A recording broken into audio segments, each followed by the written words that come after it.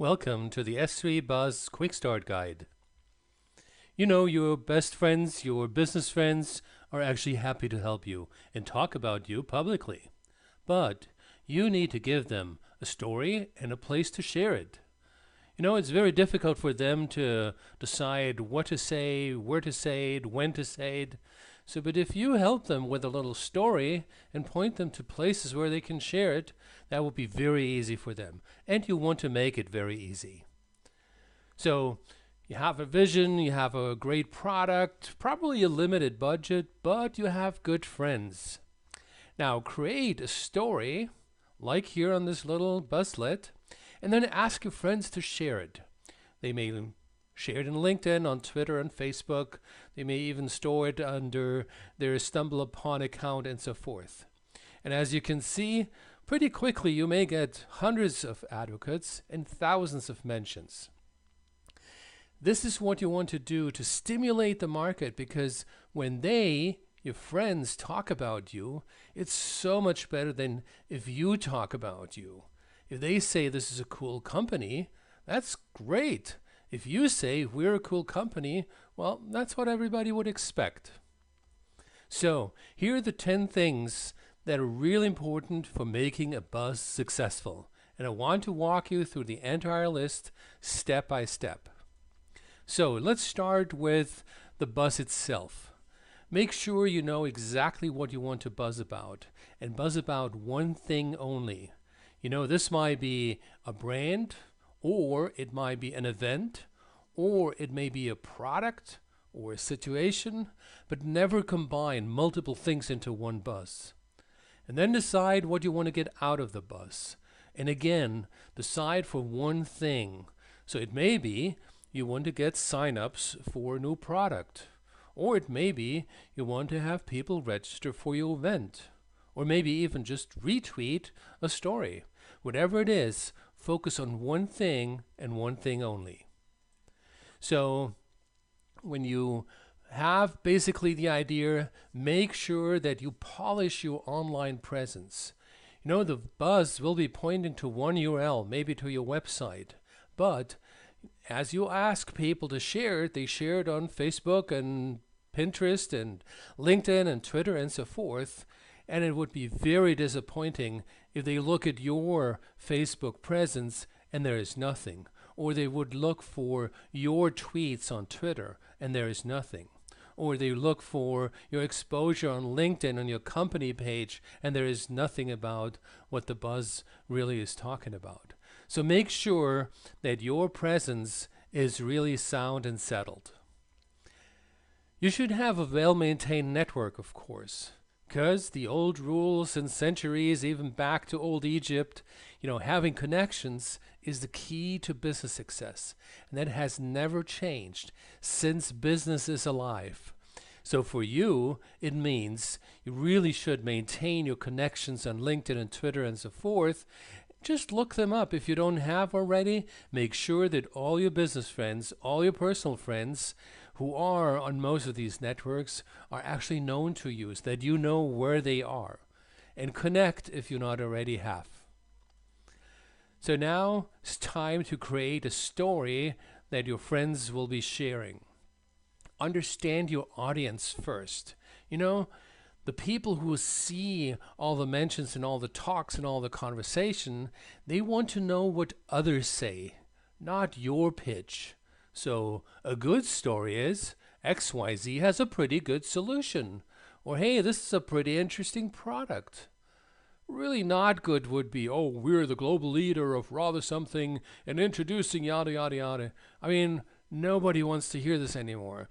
This is corporate pitch day in and day out. It just goes in one ear in and the other ear out. It's just not resonating anymore with people. So to do this right, create some tweet-sized stories containing what your business friends actually may say about you and your product or your event, and then let them share this. So it's a story that they will say. It's not the story that you're necessarily saying. And like you see here on this page, they may talk about you in LinkedIn. They may share this on Twitter. They may share this on Facebook. And as many people are there, sometimes for business reasons, sometimes even for personal reasons only, they may still see what's going on. So once you've got the idea, you will use Society 3 Buzz to actually put this all together, because you don't want to do this manually. You don't want to send all these information manually out to your contacts. You want to have a robust system that does that all for you and be able to track it and so forth. So complete the Buzz campaign form. It's very intuitive. It's very self-explanatory. You have a quick start guide even on that page. We provide you with tutorials, and we have a Buzz hotline in case you're kind of get stuck somewhere. And then you hit the launch button, and basically the system creates the Buzz. All the mechanics, all the links, all the little stories encapsulated so that if somebody hits the Twitter button, then actually the full story goes out to Twitter in this case.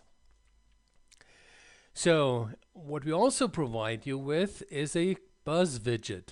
So there is a little code that you can embed on your website or on your blog or any site you want, and you see it here on the page, and that little widget will basically be shown on your website and wherever you are talking about the Buzz, with the effect that whenever somebody sees it, actually also tweets that story or shares it or links it or bookmark it and so forth.